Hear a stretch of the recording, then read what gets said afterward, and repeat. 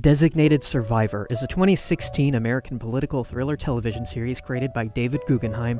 It aired on ABC for 2 seasons before being canceled, revived by Netflix for a 3rd season, and then canceled again, this time probably for good.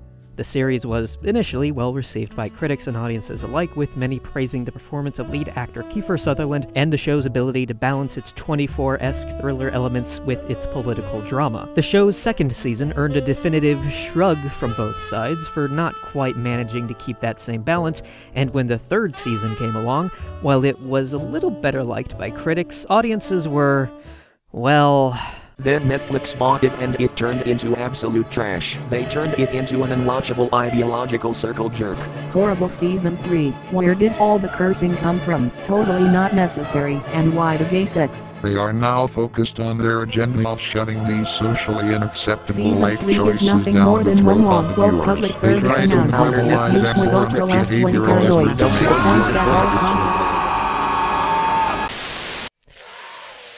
Yeah. So, it's that 3rd season and its reception we're really concerned with. How did this series go from being so loved to so maligned? What caused that shift in opinion? And does Season 3 actually strike the best balance of its elements? In other words, was that sort of reception actually warranted? In order to answer those questions, let's lay some more groundwork. Well, I really screwed that up, didn't I?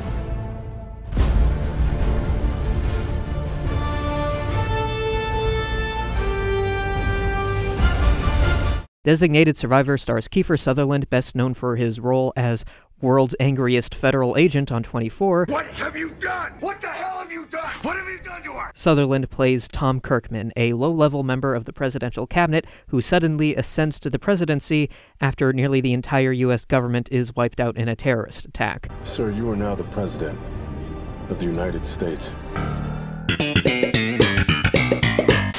A good portion of the 1st season is dedicated to the immediate aftermath of that event. Kirkman has to come to grips with his sudden new reality while juggling the tasks of rebuilding the government and trying to uncover the truth behind the attack. As the show goes on, though, those initial events become less and less important. Once the conspiracy is unraveled and once Kirkman comes to grips with his reality, we've still got 2 seasons of television to fill. Without that initial driving force, what is the show left with? That's a question both the subsequent seasons had to struggle with, and this was a problem that, if you were paying attention, would have been evident from the start. Showrunner David Guggenheim stated in an interview that one of the biggest priorities for him when working on a new show is its concept, seemingly to the point that other elements become secondary. When asked how he develops characters given this approach, he replied, quote, "For me, it comes out of the concept. Who is the most interesting person I could drop into this specific scenario? Or I first start with, what type of person interests me and build a story around them." And to be clear, this is not an invalid method of storytelling, but it does bring with it a specific set of problems that need to be carefully addressed. How do you develop a character when that situation they were dropped into has been resolved? Fail to address that and you risk losing your momentum. So how did Seasons 2 and 3 cope with their distance from that inciting incident? Season 2 tried, arguably not very successfully, to strike the same balance between the political and thriller elements of political thriller as the 1st season, tacking on increasingly convoluted plots to the 1st season's conspiracy in order to give Hannah Wells, the main character of that half of the show, something to do. Season 3, meanwhile, realizing that the conspiracy elements of the show's narrative had run out of steam, placed greater emphasis on the political part of political thriller. In other words, on Kirkman being president, running the country, making policy decisions, negotiating bureaucratic issues, and dealing with the various partisan woes that come with that. The thriller elements, though still as dull as they were in the previous season, had less of a detrimental effect on the overall pacing due to the reduced emphasis placed on them. It's still true that they were the weakest part of the season. In particular, the fate of Hannah Wells can at best be generously described as a narrative misstep, but still, their reduced presence lessened their impact. In other words, Season 3 marked a noticeable change in direction for Designated Survivor. It was still unmistakably the same show, but with a much narrower and tighter focus on a few particular elements. That, coupled with the lower episode count, meant this season had much improved pacing. This change in direction and many subsequent changes could be attributed to the move off of a family-friendly network into Netflix, allowing the production staff more creative freedom. A lot of network shows, and we had this on 24 as well, but specifically with Designated Survivor. They have interests all around the world. Those companies are huge, and so they're not happy if you use the word China or Russia or North Korea. And when you're doing a political show that's having a crisis with North Korea and you make up a country's name, it kind of loses its impact. We got more latitude in telling this specific story. And so that was something that Neil Baer as a writer and his team leaned into, and therefore the cast were the beneficiaries of that, and we leaned into it as well. We have the luxury of dealing with sexuality in the workplace. We have the luxury of dealing with the nation's perception of transgender people in its country. And so we could deal with certain topics that might make network television a little uncomfortable. That shift in network and shift in direction allowed for many more changes than what I've already described. There are some surface-level elements worth noting, such as the characters now being allowed to say the word fuck. I'm in the White House. Don't make me tell you to go fuck yourself. Lorraine Anfield Zimmer, it's an honor. Come on in. Yes, Kiefer, I agree. There was also a noticeable increase in, shall we say, steamy scenes. Most worth noting, though, is the political subject matters that Season 3 aimed to tackle. On the narrative front, Season 3 introduces Sasha Booker, played by Jamie Clayton, a trans woman and Kirkman's sister-in-law who enters the show to help with Kirkman's kids after the death of his wife, and to consult Kirkman on issues of trans policy. On the technical front, Season 3 integrates the video testimonies of real-life American citizens speaking on the issues that affect them that Kirkman must wrangle with. Of those two elements, you probably don't need me to tell you which resulted in angry Metacritic reviews. Between all of these new elements, Season 3 of Designated Survivor is a noticeably changed beast, but why did these changes anger people?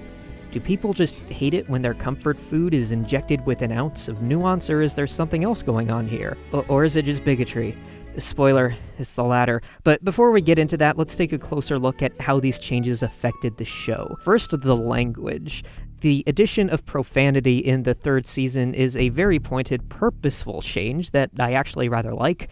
Functionally, it both serves to reinforce the characters' attitudes about the waking nightmare that is working in the White House, and helps to contrast Kirkman from the rest of the cast in terms of personal posturing. In as high-stress a situation as these characters live their lives in, it does not strike me that these characters would have any qualms about profanity, especially when the use of profanity has often been shown to act as a stress reliever. Putting aside the fact that I almost shit my pants every time he walks by. These characters are rendered more believable because of this addition to their vocabulary, and it's an even more striking choice that despite this addition to the show, Kirkman still chooses not to curse. Network television is network television. There's a reason why Jack Bauer said damn it all the time. Damn it, Tony. Damn it, Renee. Damn it, Audrey. Damn it. Because there was no other expletive he was allowed to use. Having said that, what's really interesting is the first thing most people say, oh, so you got to do the show with Netflix, so you get to swear.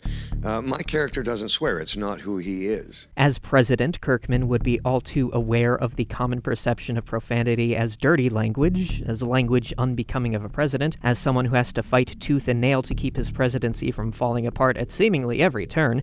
It makes sense that he would do everything in his power to appear presidential, including regulating his language. In sum, the addition of profanity to Designated Survivor lends believability to the characters and setting both through its use and intentional omission.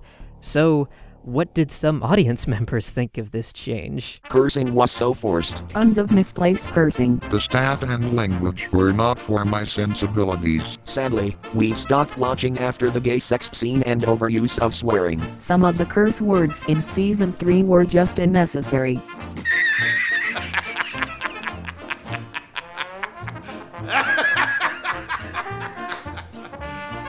You serious? A reminder that this is the show that opened with the horrific deaths of over 1,000 people in a violent explosion.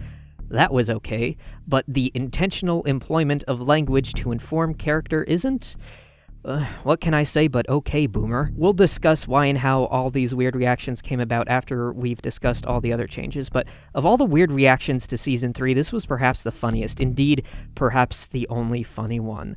Revel in this moment. A similar tale can be told of the inclusion of scenes that are more sexually explicit. Though some of these scenes border on the far edge of PG-13, it is all still nonetheless PG-13. These scenes serve as a perhaps blunt way of further detailing and exploring these characters' relationships. The reviews would have you believe otherwise. And why the gay sex? So I offended their delicate sensibilities? It would be remiss of me not to mention that the very first explicit scene in Season 3 is between a man and a woman, yet these reviewers only bring up the gay one as the problem, when in reality that scene was absolutely adorable. I'm not done kissing you yet. Fuck, you're crazy. The inclusion of these sex scenes, gay or otherwise, don't serve to push an agenda so much as function like any other dialogue scene. Maybe sex scene is a bit of a misnomer. In actuality, these scenes contain maybe 10 seconds of heavily implied sex while the rest is just pillow talk. In other words, these are just scenes of dialogue where characters discuss the goings-on of things, except instead of walking down a hallway, they're in bed. Their placement in bed is still a deliberate narrative choice that tells us more about their relationship than walking down a hallway would, but still, it's mostly just dialogue. In this scene, for instance, the White House digital guy and a Secret Service agent discuss their work lives and joke with each other while hinting at the underlying unease digital guy is feeling about his job and the political rabble he's been witness to. You may ask, but then why the gay sex? And aside from it being a quick, easy way of visually communicating these characters' relationship, since the scene is mostly dialogue, you might as well ask, why include any sex scene ever? And that's a whole big slope I don't want to go down. It informs plot and character. It's as simple as that. Let's move on to policy. The integration of real-world testimonies into Season 3 was, I thought, a clever, if hilariously unsubtle way of connecting the issues tackled by the show with those experienced by the audience. This has the effect of distancing the show from its cartoonish conspiratorial origins into something more grounded. By earnestly engaging with these real-world issues, the show affords its audience a chance to engage with them as well. Perhaps one issue will be something the viewer is already intimately familiar with.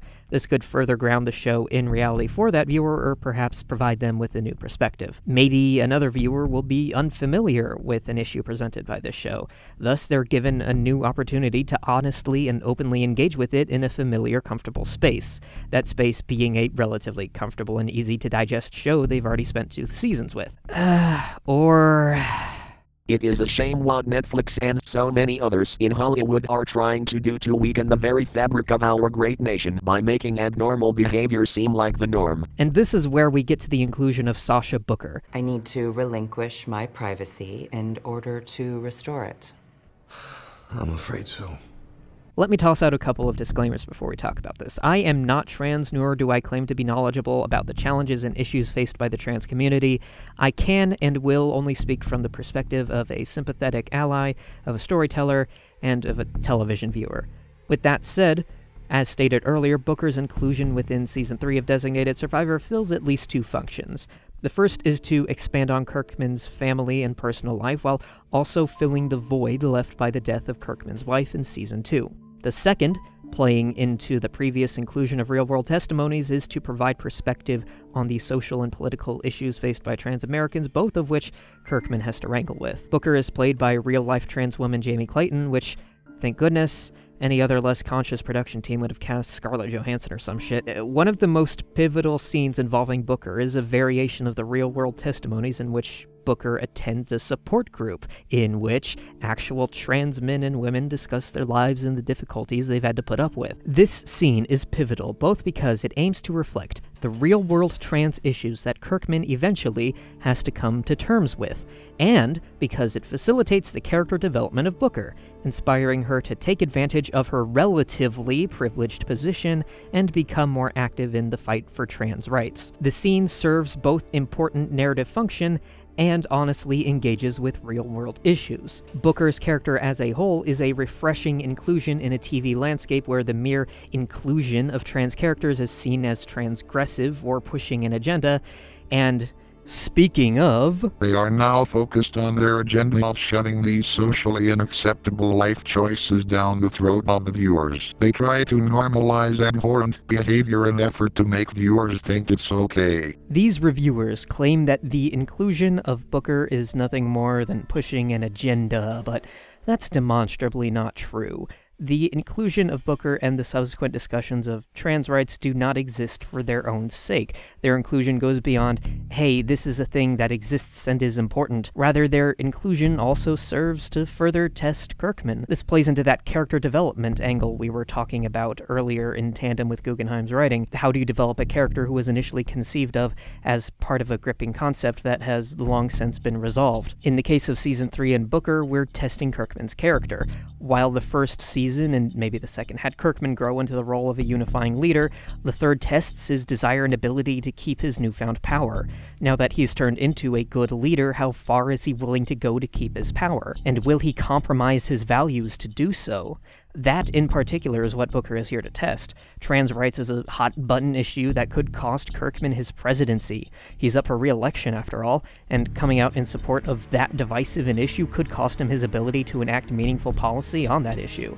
Does Kirkman compromise his values to stay in power, or does he stand by what he believes in, even if it damages his political career? That's why the inclusion of Sasha Booker in Season 3 is so important. Not just to highlight trans issues, but to show how Kirkman's response to those issues further informs our understanding of his character. And yet here we have all these reviewers ignoring any such nuances in favor of anger. So what do we make of these reactions to Season 3? Why are they the way that they are, and how did we get here? As for that why, the answer is unfortunately simple. Let's not mince words here.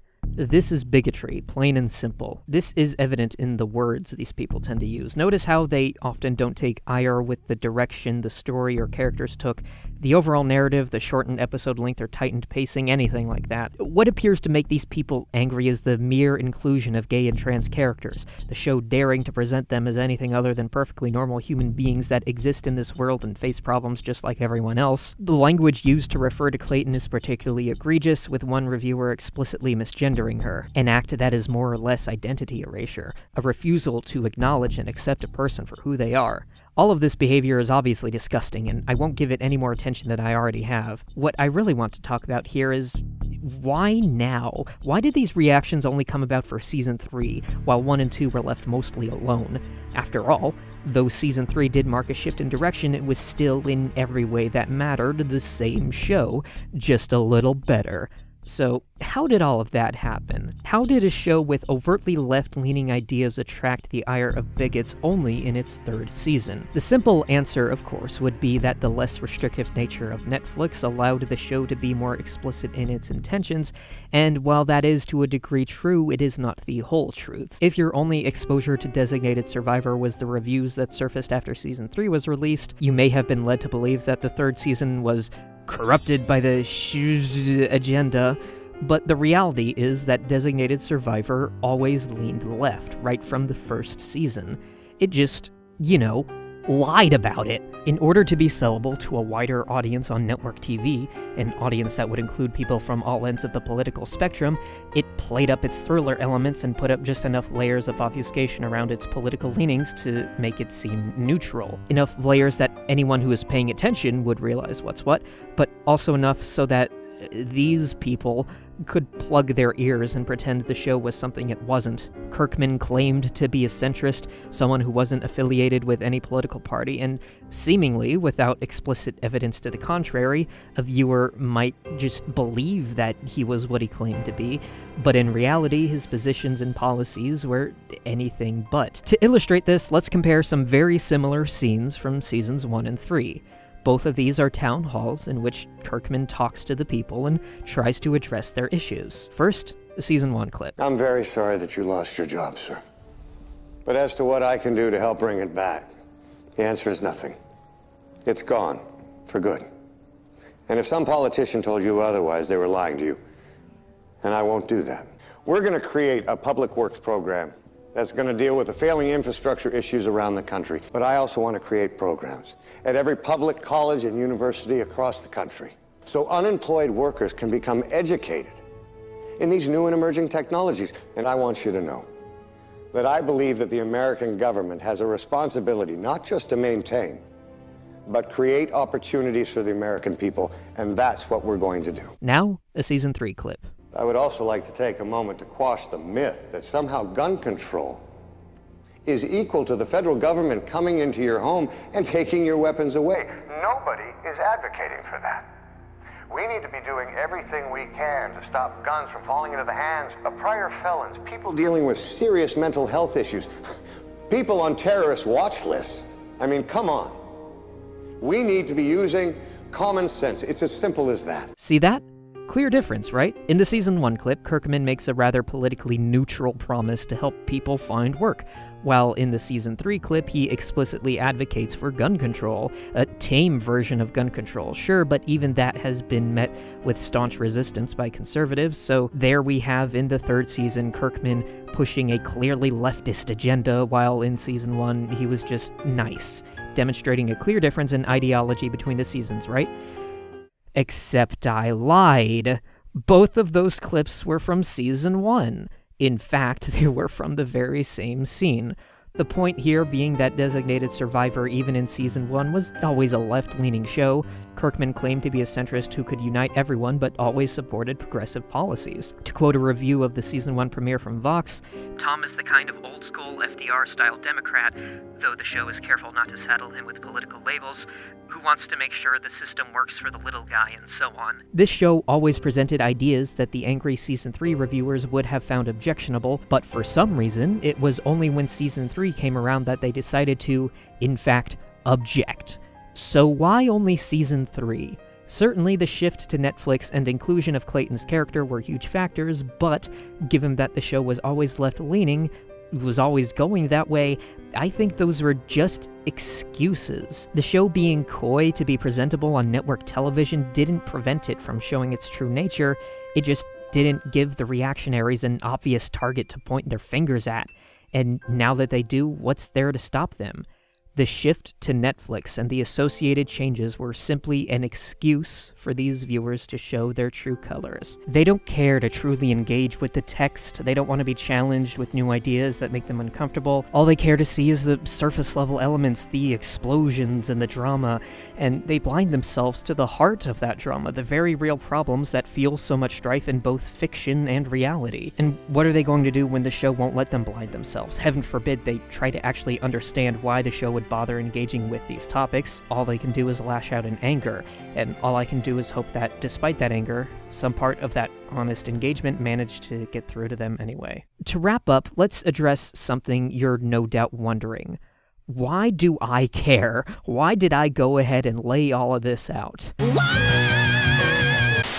Well, to be honest, I don't have much in the way of personal stakes here. I enjoyed the show just fine when I watched it, though Season 2 became a bore at times, but it's far from a personal favorite, and I have more than my share of gripes I could go on about. Indeed, up until now, I've avoided talking much about Season 3's frankly awful handling of Hannah Wells, a commonly cited argument against the season by audience members that I actually agree with. This show being criticized at all in and of itself does not bother me. But ever since watching Season 3, going online and seeing all of these just bizarre reactions, I could not for the life of me get those reactions off of my mind. Not just because of the blatant bigotry and weird pedantic shit, though that didn't help. No, it was something else, something I couldn't quite put my finger on until I sat down to write this video. I finally figured it out. All of these reactions are just plain ironic. Designated Survivor as a whole, even setting aside its political leanings, is a show about change. Forceful, sudden, unwanted, but ultimately necessary and helpful change. This is most prominent in its first season, but carries throughout the series. The United States loses its government and has to implement a new one, a change whose effects are felt throughout the whole series, a change with consequences and resistance that need to be constantly fought against if the country is to heal. Kirkman is forced to adapt from being a low-level cabinet member to occupying the highest office in the nation, a change that rocks his family life and just about forces him to evolve into a leader, all of which he struggles but ultimately copes with for the greater good. Change is a constant in this show, a universal truth that needs to be adapted to and accepted in order to go into a brighter future. It's ironic, then, that when a show about change dares to make a few changes of its own to itself, its own viewers would so loudly reject it. They rejected it for acting on the very principles it had always presented itself with. And that's just weird. Also, this may be too obvious, but if I could just speak directly to the viewers who had any similar negative reaction to Season 3 for a moment. What did you expect from a show whose main character is the President of the goddamn United States, a man whose very fucking job it is, in part, to make policy decisions? I mean, I know it's easy to get confused given that the current occupant of the Oval Office doesn't really do that all that much, but still, goddamn. Thanks for sitting through my ramblings about an American television program. I realized this was quite off-brand for me, but I just had to get this off my chest for my own self-satisfaction. Don't worry, next time we'll be back to our regularly scheduled pre-cure. I would also like to give a quick shout-out to Clear and Sweet, Kai Anderson, a fellow YouTuber who was kind enough to take a look at an earlier version of this video and provide some notes so I could clarify a few points. Also, shout-out to Clown Boss, who also watched an early version and helped me clarify another point. So thanks for that. The video is better because of that. Until then, thanks again for watching, and don't forget to be gay and do crimes.